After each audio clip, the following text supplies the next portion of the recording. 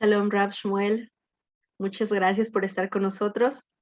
Quiero darle la más cálida bienvenida y la bienvenida también a todos los participantes. Hoy, queridos participantes, nuestro Rab Shmuel nos va a hablar sobre los mensajes de la Torá, sobre la Gadá y la salida de Egipto. Rab, es caro el tiempo que tenemos, así que le cedo la palabra. Perfecto. Tienes que hacerme host. Sí, ahora.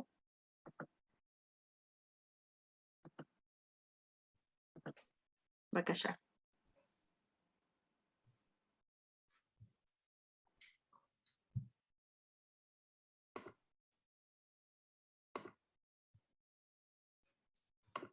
Bueno, perfecto. Shalom a todos. Bueno, vamos a empezar.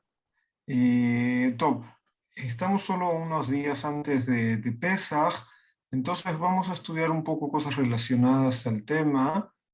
Con Pesaj vamos a ir al Éxodo, vamos a estudiar parte del capítulo 1 y capítulo 2. ¿Está bien? Eso es lo que vamos a hacer.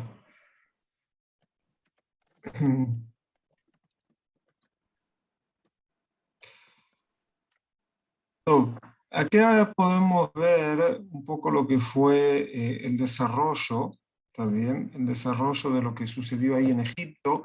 Lo primero que les quiero mostrar es que nosotros sabemos que los hijos de Jacob llegaron a Egipto cuando Yosef era de una manera el segundo del emperador ahí en Egipto. Pero acá el Éxodo, el Shemot nos cuenta, murió Yosef y todos sus hermanos y toda la generación aquella. ¿Está bien? Eso por un lado. Por otro lado, los hijos de Israel, acá nos dice, ahí se desarrollaron en Egipto. Y el problema comienza cuando se erige un nuevo rey, el que desconoció a Yosef. Es una buena pregunta. ¿Qué quiere decir desconoció a Yosef? ¿Sí? Si no quería escuchar de todo lo que Yosef había hecho, realizado, o si quería negarse a él, es una buena pregunta, algo que se puede tratar de investigar. Y hay veces, hoy en día también se puede ver que muchas veces hay líderes de distintas regiones o países que a veces también tienen paranoia con los demás pueblos que tienen en la región.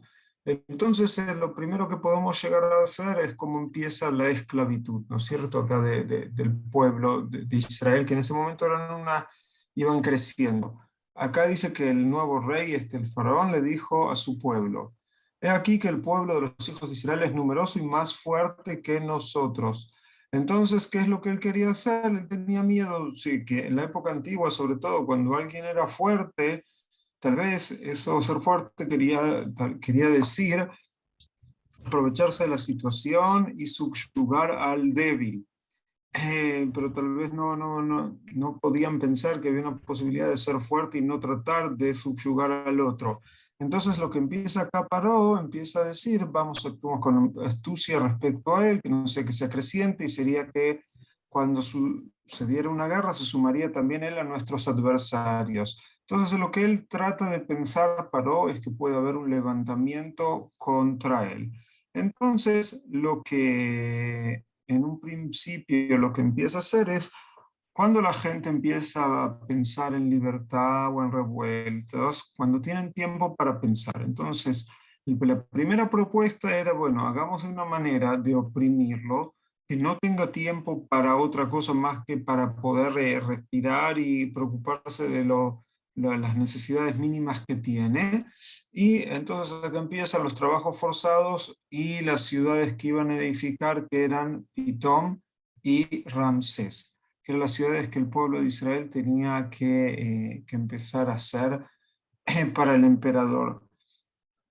Ese fue el primer paso. ¿Está bien? Primer paso. Ese es el primer paso que trata de dar. Trabajos forzados, de esos trabajos forzados iban a construir lugares. O sea, la consecuencia de ese trabajo forzado quería decir quebrar el espíritu de estas personas, y de esa manera se terminaría el problema. Pero ese es el plan A del emperador de Egipto.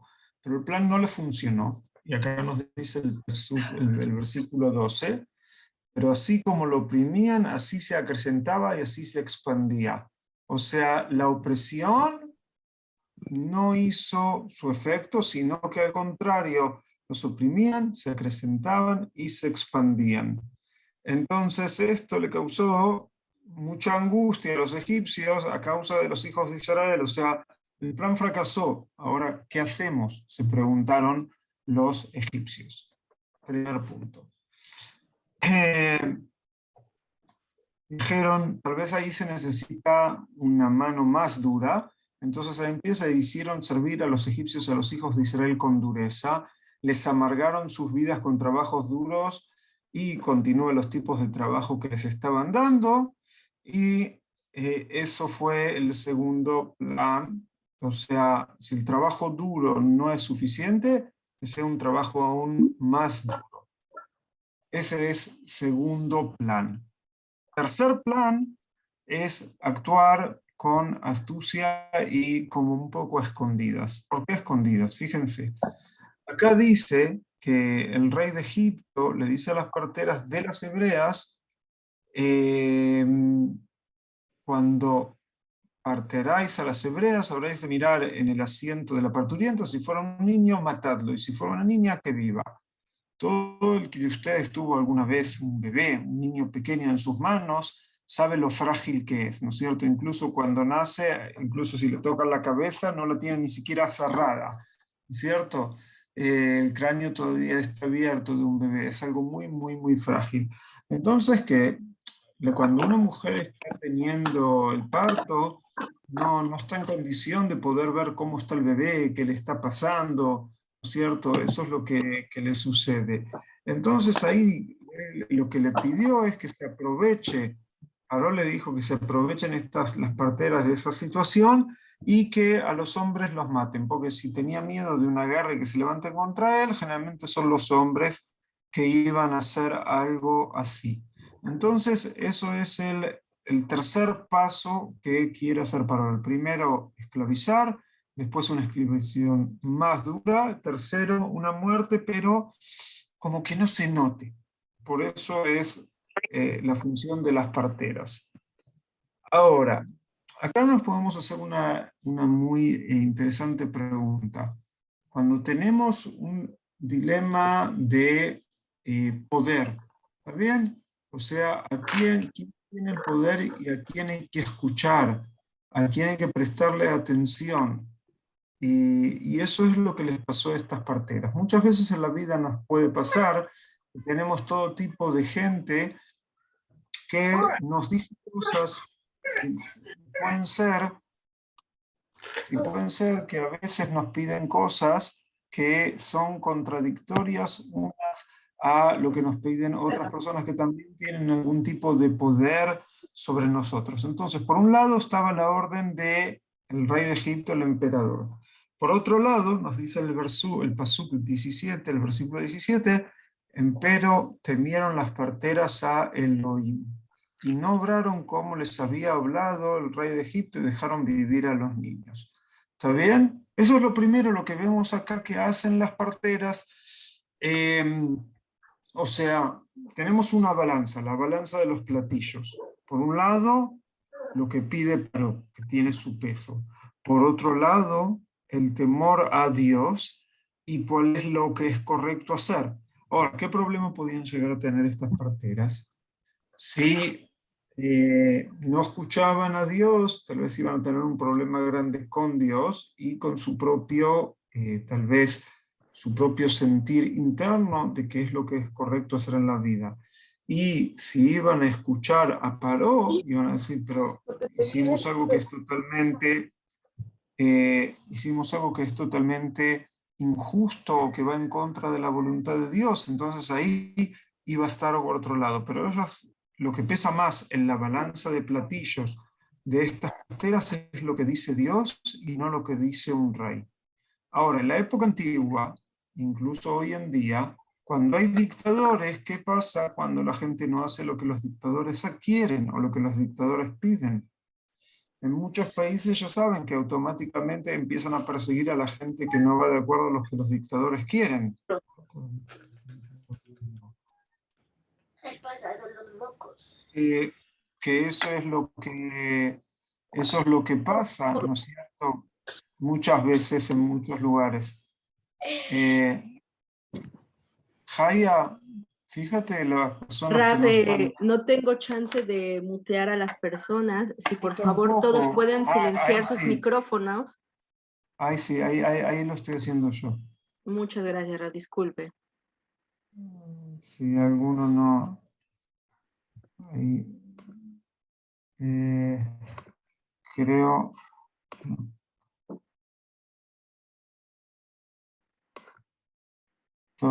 Creo que en Listo. casi todos los casos logré.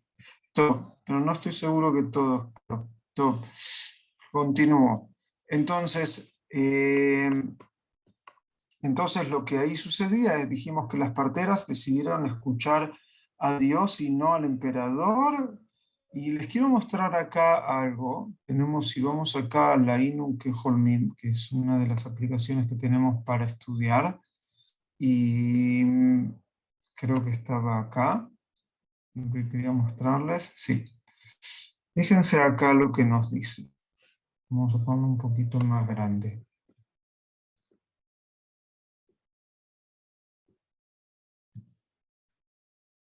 Dice así: cuando Paró exige que las parteras Shifra y Proa maten a los bebés de los hijos de Israel, ellas no ejecutan la orden real. Paró quería que los hijos varones de Israel nacieran muertos, y las parteras debían matar a los bebés recién nacidos. Ellos evaden la orden con gran coraje y sofisticación.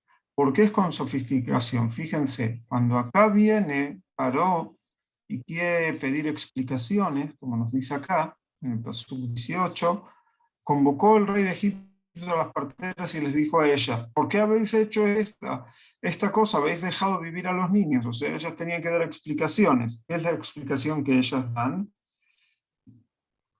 Porque no son como las mujeres egipcias, las hebreas, ya que vigorosas son ellas, o sea, como que tienen mucha fuerza ellas mismas, y antes que viniera ellas la partera, ellas ya han dado a luz.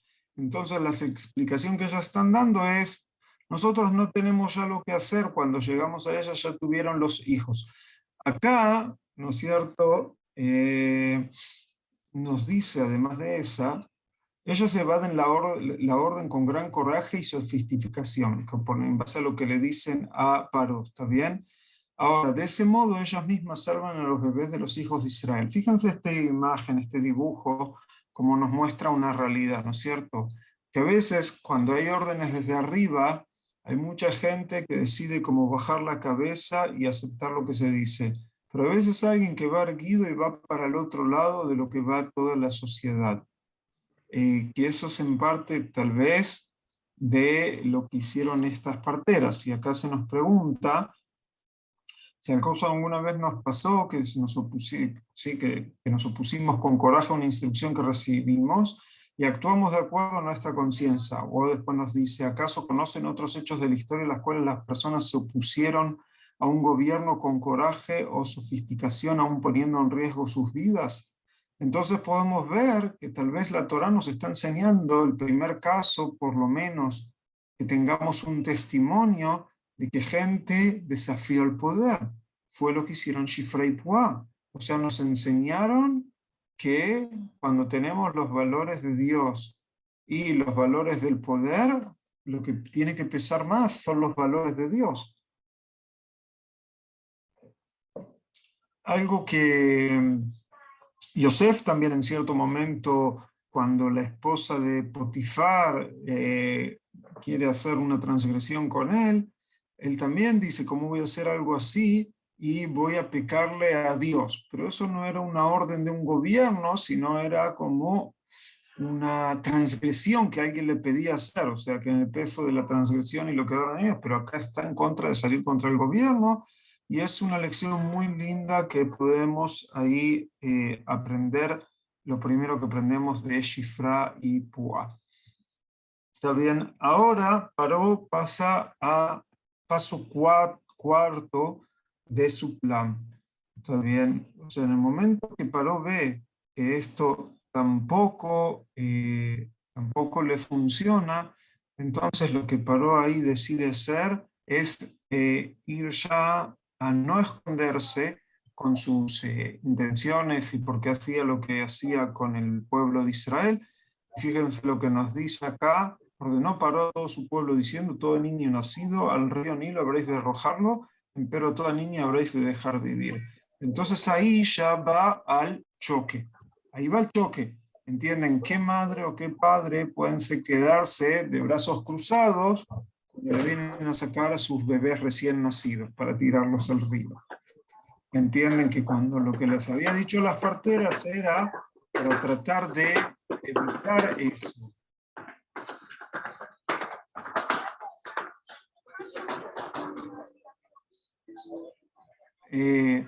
Era lo que había tratado en primera instancia, era para tratar de evitar eso.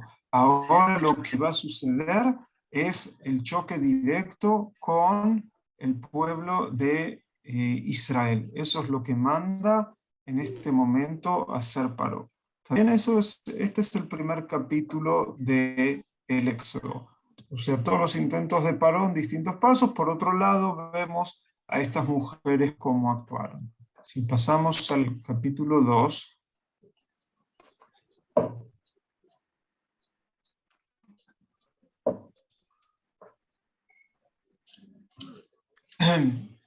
empieza para que no tenga otra interrupción, ¿puede por favor mutear a Israel Amabel?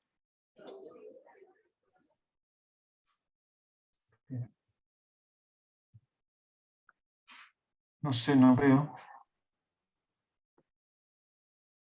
Quizás salió. No, está silenciada. Está bien. Excelente. Gracias. Bueno. Disculpe. Entonces, en el capítulo 2, que acá podemos ver lo que aquí nos dice, nos comienza dentro de toda esa situación, o sea, dentro de toda la situación que la orden de matar a todos los bebés, se nos cuenta acá cómo una pareja tiene su bebé. Fue un hombre de la familia de Leví y desposó a la hija de Leví. Y quedó encinta la mujer y dio a luz un hijo, vio que era hermoso y ella lo escondió durante 3 meses. Después, fíjense, nos dice el pasuk, el versículo 13, pero no pudo ella esconderlo más y tomó ella para él una cesta de papiro y la recubrió con betún y con pez y puso en ella al niño y la depositó entre los juncos en la ribera del río. O sea, esta mujer, lo que se nos dice, una situación natural de un hombre se desposó con una mujer, tuvieron un hijo, y al principio la madre, ¿qué madre quiere entregar a su hijo para lo que Paró había designado? Entonces trata por sus propios medios esta mujer de salvarlo a este niño. Cuando ya ve que es imposible, tal vez dice, tengo 2 opciones. O dejarlo conmigo hasta que se descubra, cuando se va a descubrir me lo van a sacar y lo van a matar directamente a este niño. O la segunda opción es ponerlo en una canasta, que hoy en día nosotros a esa canasta la llamamos Moisés. ¿Sí? ¿Conocen en español el Moisés? ¿Está bien? O sea, agarra un Moisés, lo recubren para que ese Moisés, el agua no se filtre, por eso se recubría con betún. Y dice, bueno, si lo pongo en el río, tal vez va a llegar a otro lugar, alguien lo va a encontrar y es una posibilidad de salvarlo. Imagínense qué situación para una madre, ¿no es cierto? De tener que elegir, piensen en esto. El hijo que se queda conmigo, que es lo más natural que toda madre podría hacer, pero ella sabe que si se lo deja con ella, a largo plazo este niño no va a vivir, pero ahora está quedando con ella. O ahora me desprendo de él y tal vez hay una posibilidad de que a largo plazo viva, incluso que yo nunca más sepa lo que sucedió con él. Es una situación muy, muy, muy difícil lo que esta madre, que acá todavía no se nos dice el nombre, que era Bat Leví, después vamos a saber de la Torah que se llamaba Yochebed, que era la madre de Moshe. Y esa situación es la que ella tuvo que que estar. ¿Está bien? Entonces, bueno, es una situación difícil. Después se nos dice que también estaba la hermana de este bebé a lo lejos para saber qué le sería hecho a él. Y acá aparece otra mujer. Acá en el versículo 5, más descendió, lo que tenemos acá, descendió la hija de Paró para lavarse en el río, eran como el baño público de ellos era el río Nilo, mientras sus mozas andaban por la ribera del río, ella divisó la cesta entre los juncos, mandó a su sierva y la recogió. O sea, manda a una de sus jóvenes, que tal vez eran como que la servían, y va a buscar ese bebé. O sea, le causó, digamos, les causó un poco de intriga ver qué era lo que había ahí. Ahora, cuando ven ese bebé y ven al infante, enseguidamente el bebé lloraba y se despertó la compasión femenina que tenía la hija de Paró. Entonces, fíjese lo que nos dice acá, ella tuvo compasión por él y dijo: de los niños hebreos es este. Hasta este momento, ¿qué quiere decir que tuvo compasión? Tuvo compasión, quiere decir que decidió salvar a ese niño. Esa es la compasión, porque si no hubiera tenido compasión, hubiera hecho esto. Pero acá que vemos que esta mujer también sale en contra de ¿qué? Del decreto de su propio padre. ¿Entienden? Como que tal vez tuvo que ir a pedir un permiso especial para cuidar a ese bebé que ella encontró.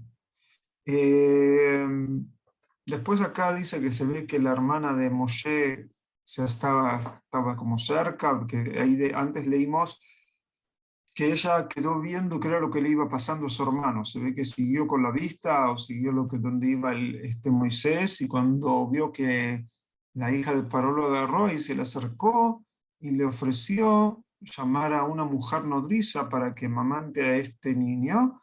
Entonces la hija de Paró le dijo: ve, y fue la moza, llamó a la madre del niño, porque tenía también leche, aparte que era la madre del niño. Entonces la hija de Paró le dijo: lleva a este niño, amamántamelo, y yo daré tu paga. Tomó la mujer al niño y lo amamantó. Entonces ahora lo que logró Yochebed, estuvo dispuesto a separarse de ese niño por su bien, por el bien del niño, logró que ese niño le regrese a ella, por lo menos por un tiempo, y ahora con permiso, ahora no se lo iban a sacar. O sea, ahora tenía el mismo niño que antes tuvo que desprenderse por miedo a lo que le pase, y ahora lo tenía con un permiso especial de la hija de Paró. ¿Está bien? Entonces, acá finalmente nos dice que cuando el niño creció, entonces volvió, se lo llevaron ahí a la hija de Paró, y hasta ahí es la primera parte de lo que les quería decir. Ahora, voy a hacer stop share porque quiero comentarles algo. Fíjense qué interesante lo que vimos hasta ahora. Lo que puede abrir la cámara, ábranlo, dice que están conmigo, ¿sí? Porque hay solo Marcos, lo estoy viendo, todos los demás no estoy viendo a nadie. Muy bien, Marcos. Está bien. Entonces ahí los que pueden abrir las cámaras, que las abran, así los veo un poco mejor cuando les hablo. Entonces ahí, ¿qué es lo que vimos? Vimos el primer episodio que tiene que ver con Egipto, que vimos como lo que podemos llamar hoy en día un déspota o un líder de una región, de un imperio, de un país, que desconfía de otro pueblo y decide hacer algo en contra de ese pueblo. Pero después que empezamos a encontrar todo tipo de mujeres que actúan en esta historia. Fíjense, las primeras mujeres que actúan son Shifra y Púa, que deciden: en mi balanza pesa más lo que dice Dios y no lo que dice Paró, que incluso nos puede llegar a matar por desobedecerlo. Esas son las primeras mujeres que vemos. Después vemos que hay otra mujer, que es la mamá de este niño, Yochebed, que trata de esconder a su hijo lo máximo que puede. Cuando ya no puede más, se desprende de él.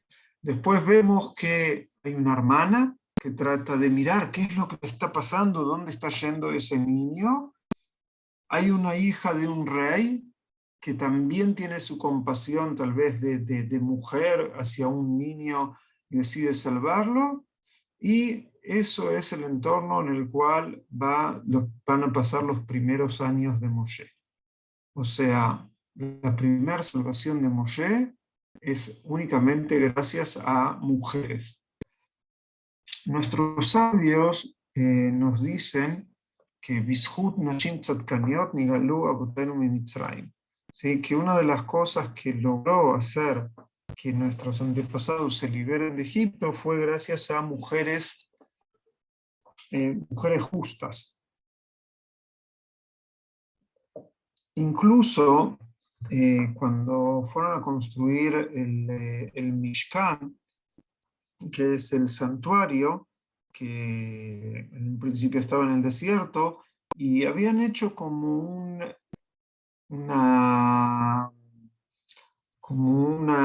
receptorio para lavarse, que habían sido hechos en base a los espejos de las mujeres. Y hay todo un midrash, como un comentario rabínico, de decir por qué justamente los espejos lo usaron para eso. Dicen que las mujeres se las idearon a través de los espejos y juegos que hacían con sus maridos para poder seguir teniendo descendencia, también en momentos muy, muy difíciles, cuando estaban esclavizados ahí en Egipto. O sea que había veces que tal vez los hombres habían perdido esperanza y tal vez por ellos no seguían teniendo descendencia.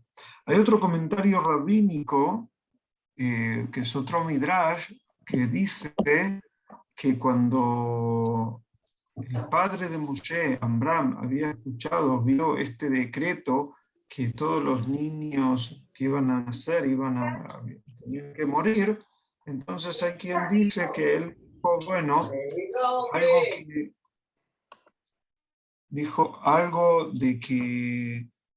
algo que hay que hacer, si para tener bebés, si vamos a tener bebés y los van a matar, mejor que no tengamos bebés. Y el Midrash el comentario rabínico, dice que vino su hija Miriam y le dijo que su decreto de él es peor que el de Paró, porque Paró decretó sobre los hombres, y si dejan de nacer bebés, tampoco vamos a tener mujeres en el pueblo de Israel. Tampoco. Entonces, bueno, eso es algo que también... pero eso no lo dice la Torá, es un comentario rabínico que nos muestra también la influencia de Miriam, de la hermana de este niño, también la decisión de su padre. También esta es la primera parte que quería traerles que veamos. Vamos a pasar ahora a una segunda parte que les quería mostrar. Antes de que pase a la segunda parte, ¿alguna pregunta o algo que no se entendió de esto? Si alguien tiene, levante la mano. No. Raúl, Bueno, una pregunta para la audiencia. sí. ¿Alguien sabe quién es Shifra y quién es Púa? ¿Quién sabe que levante la mano? Shalom. Shalom, Julia. Mucho gusto. Bienvenida. Es Yojavet y Miriam.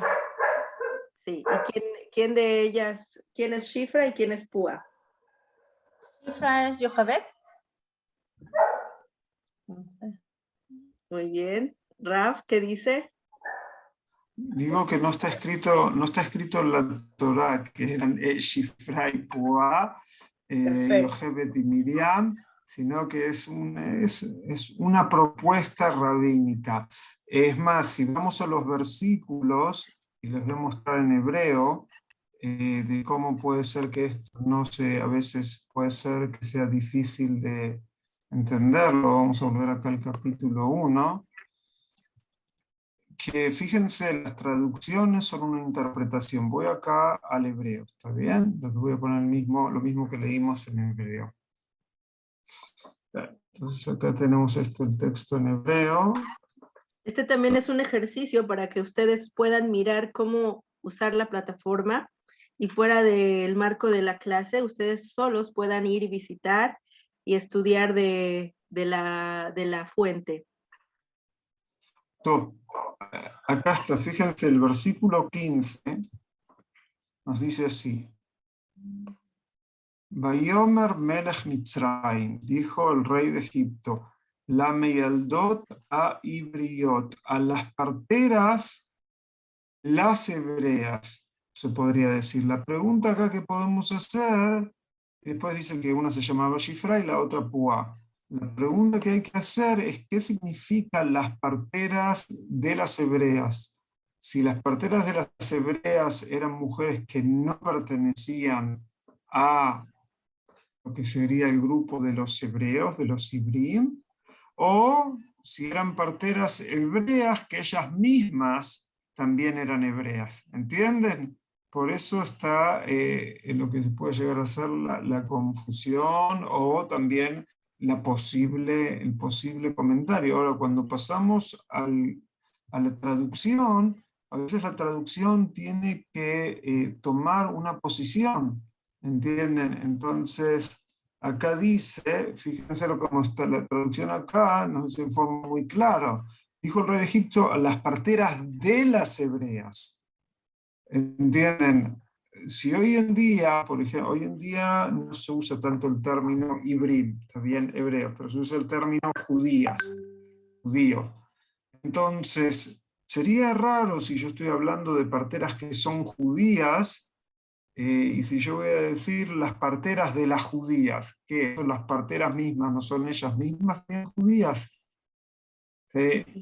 Entonces eso es parte de la discusión en la interpretación. Acá podemos ver que es el comentario, acá cuando tienen libritos, el comentario, podemos ver acá el comentario, a ver si el Rabbe Deri Zichrono Libraja, que escribió esta traducción y comentario, escribió algo. Y fíjense, quiero ver si acá dice, acá justo el Rab trae esto. Fíjense, dice así. La mayoría de los comentaristas han entendido que las parteras mismas eran hebreas también. ¿Está bien? Eso dicen la mayoría de los comentaristas. Y eso es tal vez de acuerdo a lo que un Midrash también nos dice, ¿no es cierto? Que ellas eran Yochebed y Miriam. Acá dice, no obstante, Abarbanel, que es uno de los comentaristas de la Edad Media, que es más él se tiene que escapar de España con la Inquisición, que la palabra Meyaldot, parteras, no es sustantivo, sino verbo. Ya que Abarbanel dice que Paró nunca había confiado esta infame tarea a parteras hebreas. ¿Entienden lo que dice Abarbanel? Si yo quiero que se mate a los niños judíos, ¿qué le voy a decir? ¿A otra judía que los mate? ¿Entienden que Abarbanel era un estadista, había trabajado con los reyes, trabajó con los reyes de España, trabajó con reyes en lo que hoy en día es Italia? Entonces dice, no, esas cosas no se las dará nunca a uno del pueblo, que hagan estas cosas el pueblo que hay que someterlo. Entonces la posición de Abarbanel es, seguramente confío en parteras egipcias. Y acá dice el Rabbe Deri, la traducción de él, nuestra versión está basada en su comentario. Entienden que él acá tradujo a las parteras de las hebreas, es porque cuando el Rab hizo la traducción se basó en el comentario de Abarbanel. Entienden que todo está influenciado cuando vemos una versión traducida del Tanaj. Un segundo. Acá hay una tercera posición que yo no la conocía. Y fíjense, acá nos dice que hay un autor de un libro Carneor, que cita otro libro que se llama Paneach Razá, dice, fíjense esta posición, dice que las parteras habían sido egipcias que se convirtieron y aceptaron la fe del pueblo de Israel luchando por su causa contra Paró. Está bien que es una tercera posición, pero esta tercera posición tampoco podría ser, Jaya, no va a tu pregunta, porque Yochebed no era conversa, dice que era Bat Levi. Najón. Está bien, entonces esta posición, entonces fíjense todo lo que se puede aprender de leer un comentario, ¿sí? Un comentario abrí. Ahora, cuando ustedes quieren estudiar en profundidad, van acá arriba Y empiezan comentario por comentario. Ahora en comentario 1, comentario 2, y así ustedes van a poder ir viendo los comentarios de cada uno de los versículos y profundizando mucho. Por otro lado, acá al costado, ya que hablamos un poco de la plataforma, entienden, acá tienen distintas cosas que podemos ver: preguntas de Barbanel, que antes fue citado, síntesis del capítulo, estos artículos que tradujimos o que traemos en español directamente, incluso tienen para escuchar podcast sobre el capítulo. Entonces en los distintos capítulos tienen otras cosas. ¿Está bien? Bueno, entonces esto es lo primero. Ahora quiero ir a lo segundo que quería enseñarles.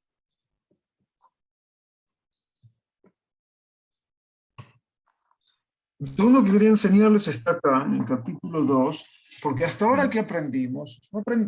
¿Qué aprendimos de Moshe? No aprendimos nada de Moshe.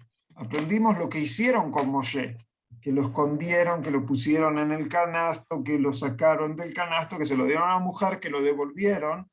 Fíjense cuántas cosas se nos cuenta sobre Moshe sin que todavía no hizo algo por sí mismo. Entonces, en el capítulo 2,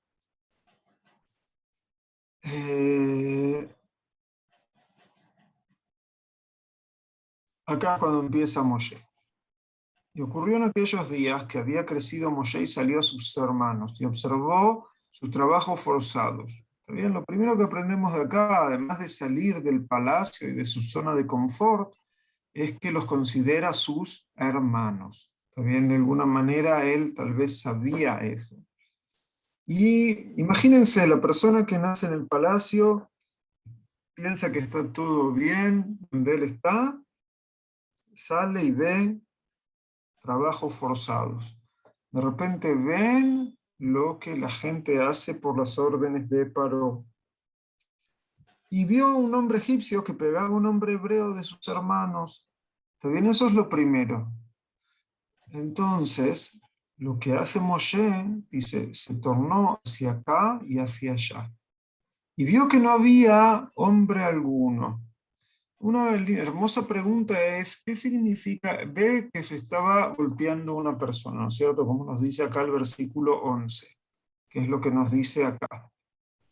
Y entonces se torna a un lado y otro. Y hay dos maneras de interpretar esto. Una era que se tornaba para buscar si había alguien que podía hacer algo por esta persona que le estaban pegando. Vieron como que a veces vemos una injusticia, que alguien haga algo. Y que busca a ver quién podía ser que haga algo. Eso es una posición.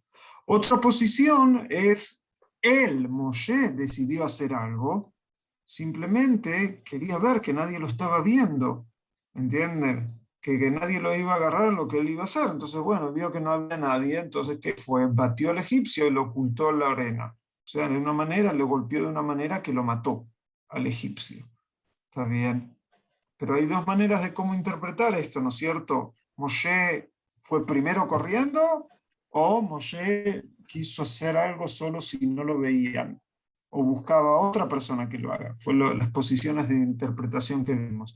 De una manera u otra, Moshe decide actuar. ¿Está bien? Moshe decide actuar, primer caso. Salió el segundo día, y he aquí que los hombres hebreos contendían. Y dijo al impío, ¿por qué has de pegar a tu prójimo?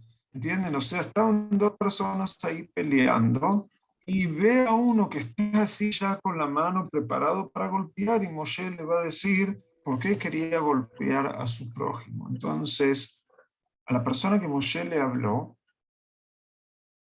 le dijo él. Y antes de lo que le dijo él, tomen en cuenta, cuando uno se mete en una pelea, uno a veces va a tener que pagar consecuencias por intrometerse en una pelea. Entonces, esta persona que Moshe le habló dice, ¿quién te ha designado por hombre, jefe y juez sobre nosotros? Eso es lo primero. ¿Entiendes? Va y le dice, ¿quién te ha puesto a ti? Y no solo eso, ¿acaso matarme tú piensas como mataste al egipcio? Temía Moshe, pensó, ciertamente se ha sabido la cosa. ¿Entienden? Eso que Moshe miró para un lado y miró para el otro, finalmente no lo ayudó para que no se enteren y se enteraron de lo que había sucedido. O sea, acá en esta situación, Moshe está en una situación muy, muy incómoda, de que quiso evitar una pelea y lo empiezan, primero le gritan por meterse, ¿sí? Y quién de meterse y quién te ha designado, ¿entienden? Esta es la pregunta que le echan a Moshe. Y hasta este momento todavía Moshe no había tenido ninguna revelación de Hashem que le diga que tenía que hacer algo por el pueblo de Israel. Está bien que eso es algo importante de tomar en cuenta. Está bien que esto no había algo así. Bueno, Moshe sabe que la situación no está fácil y no solo que Moshe escucha y se da cuenta de lo que sucedió, sino que también Moshe paró esta cosa y quiso matar a Moshe. Entonces Moshe se vio obligado a huir de ante Paró ante esta situación. ¿Está bien? Donde se sentó en la tierra de Midian, que fue muy, muy, muy lejos. Les quiero mostrar acá en la otra parte, en el otro proyecto que tenemos, dónde estoy. Si voy acá esta parte se llama Ainu Keholmim, que lo tenemos. Si van a tanach.org, tienen acá, les muestro, por si van a querer llegar a esto. En tanach.org, arriba tienen un video que hice sobre el proyecto, y después acá tienen el sitio del Tanaj, es lo que estuvimos mostrando. Pero tenemos también Ainu Keholmim, que hay que inscribir, pero es gratis la inscripción. Entonces, fíjense, si voy acá a Ainu Keholmim y voy a ir al capítulo 2 del Éxodo, voy acá desde estas 3 rayitas, todos los capítulos, el libro, elijo el Éxodo y voy acá. Entonces voy a sobre el lugar, que me marca acá el mapa. Entonces, fíjense, acá me está mostrando, ¿sí? Tras comprender Moshe que la golpiza propinada al hombre egipcio como estado público se escapa a la tierra de Midian. ¿Dónde se encuentra Midian? Fíjense, acá tienen una foto satelital, acá tienen el Nilo, este es el delta del Nilo donde se abre, acá tienen las ciudades de Pitom y Ramsés, que eran las ciudades que los hijos de Israel tenían que hacer. Acá tienen Goshen, Eretz Goshen, donde se habían asentado los hermanos de Yosef. Y Moshe se escapa, o sea, fíjense, Egipto vivía todo alrededor del Nilo. Todo lo demás, esto es una foto satelital de hoy en día, que nadie vive en estos lugares. ¿Dónde se escapa Moshe? Se va hasta aquí, que tienen a Midian. O sea, se cruza el desierto y se va muy, muy, muy lejos ¿de qué? De donde puede llegar las manos del faraón, tal vez. Acá es donde Moshe se va. Y fíjense lo que va a pasar ahí, se los voy a mostrar también desde acá, si también aprenden un poco también a usar esta aplicación. Voy acá leyendo, también está el texto.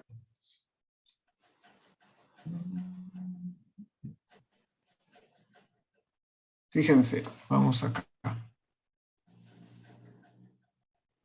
Moshe se escapa y llega a Midian, que era una zona desértica, pero en el desierto a veces también hay pozos. ¿Por qué? También en las zonas desérticas en esta región, cuando llueve algunas veces al año, hay como torrentes muy fuertes con agua que pasan.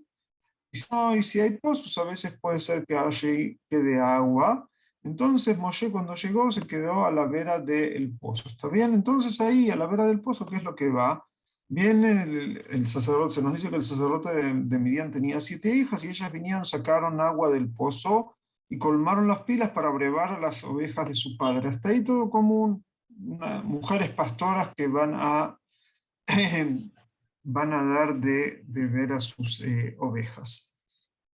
Vinieron los pastores y las expulsaron, entonces más se levantó Moshe, las socorrió y abrevó a sus ovejas.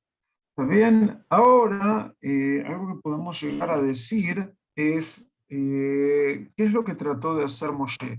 Moshe trató de hacer Kiddush Hashem, santificar el nombre de Dios porque sabían que él era hebreo.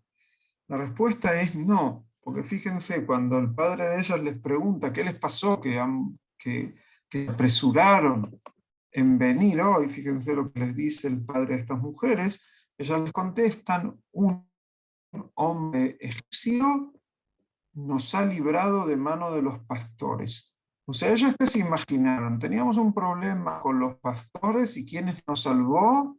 Un hombre egipcio. ¿Quién era ese hombre egipcio? Era Moshe, que tal vez se veía como un egipcio. O sea, ¿por qué entonces Moshe actuó en esta situación? Por las mismas razones que actuó en las otras dos situaciones en común. Vamos a tratar de ver qué tienen en común las tres situaciones que Moshe actuó. ¿Se acuerdan? Una pelea de un hebreo, un egipcio con un hebreo, una pelea de dos hebreos y esta última pelea.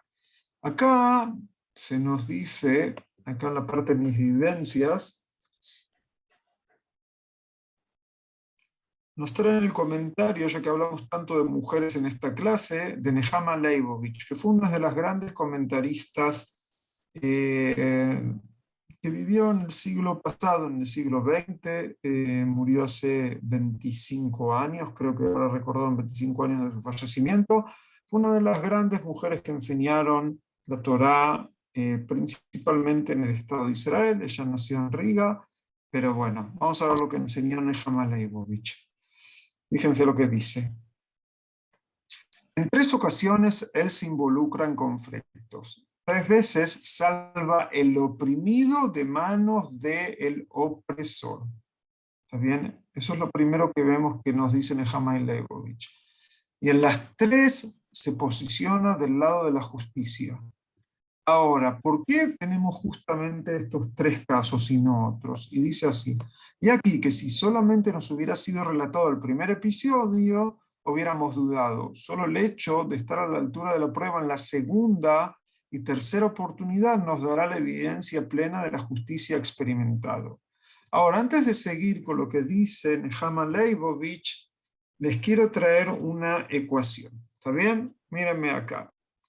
En el primer caso, voy a hacer acá, a ver, segundo. En el primer caso, porque mucho tiempo no me queda, pero quiero decir, en el primer caso pelean un egipcio con un hebreo. En el segundo caso pelean 2 hebreos.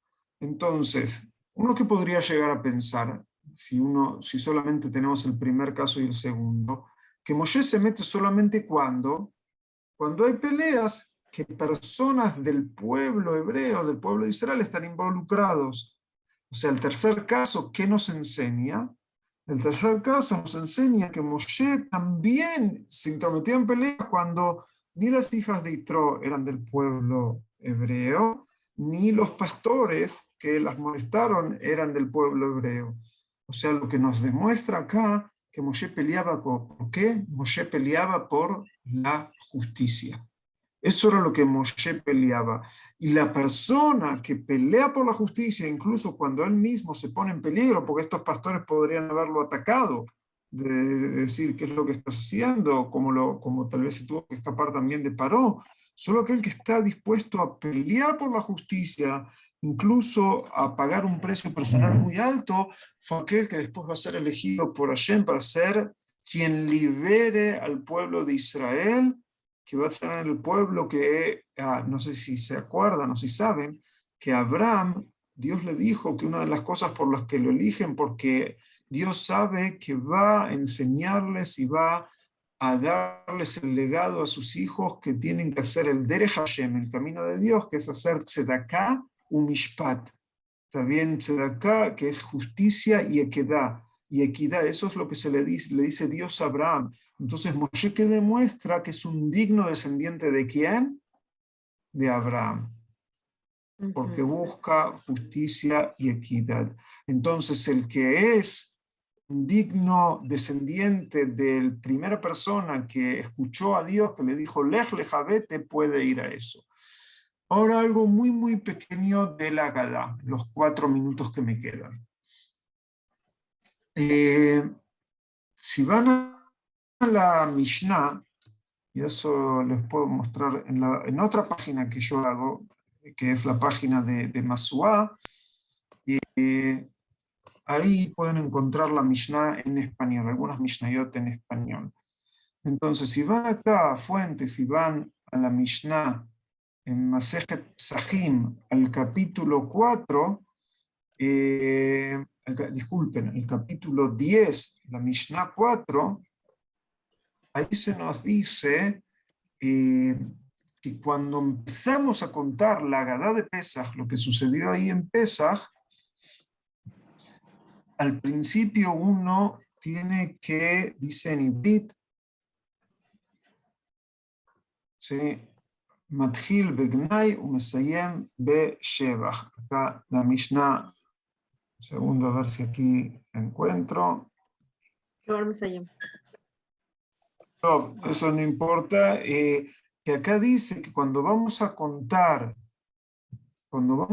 sobre la historia ahí de Egipto, tenemos que empezar hablando de Gnai y terminar en Shevach. ¿Qué significa que empieza con Gnai y termina en Shevach? Que empieza hablando mal, o sea, de las cosas difíciles, y en la Agadá, después de las preguntas de los niños, el famoso Man, Ishtana, Alay, después de que los niños preguntan qué es lo que cambia esta noche de las demás noches, lo primero que hay que empezar a contestarle a los niños es Avadim Ainu le paró de Mitzrayim, ¿sí? O sea que fuimos esclavos, empezamos con algo, con una situación difícil, y después es todo lo que nos sucedió. ¿Por qué hay que empezar con lo difícil y después ver todo lo que sucedió y después le agradecemos a Dios? Porque en la noche del Seder también estamos educando. Entonces, ¿estamos educando a qué? Estamos educando a que en la historia del pueblo de Israel las cosas no empezaron color de rosas.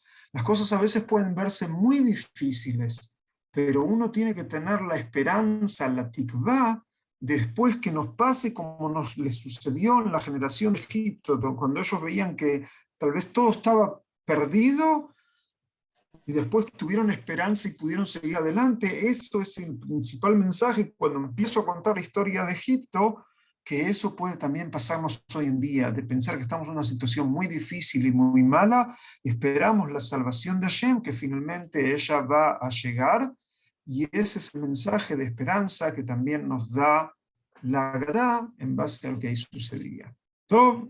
Entonces, para terminar a tiempo, como me pidió Jaya, este es nuestro mensaje que tenemos para dar para Pesach. Deseo a todos que tengan Pesach Kasher be Sameach, ¿sí? Un Pesach apto de acuerdo a las reglas de Pesach y también muy alegre, como todas las fiestas del pueblo de Israel deben ser.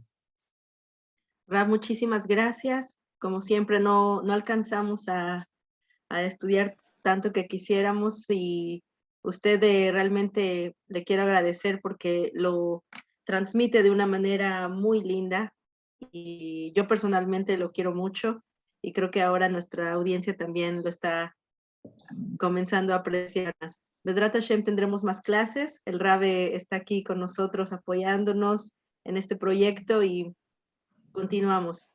Tienen ya los links para seguir visitando las páginas y los invitamos a hacer preguntas. Mira, Daniel. ¿Qué tal, Jaya? Baruch Hashem, qué gusto verte por aquí. Sí, vi el link y me conecté. Con la Kabod. Con la acabó. Vamos a seguir, ¿verdad? Dígales a todos que estén atentos. Invítelos a que continúen siguiendo nuestras clases. Hasta luego. Pesach Kasher Besameach. Hatsamea, Ravi, Jaya, Hatsamea, para Pesach. Hasta pronto. Hatsamea para todos. Gracias a todos. Hatsamea Pesach, desde acá del Canadá. Muchas bendiciones para todos. A todos los rincones del mundo les mandamos Pesach Kasher Besameach. Amén. Hasta pronto. Amén. Hasta pronto. Amén.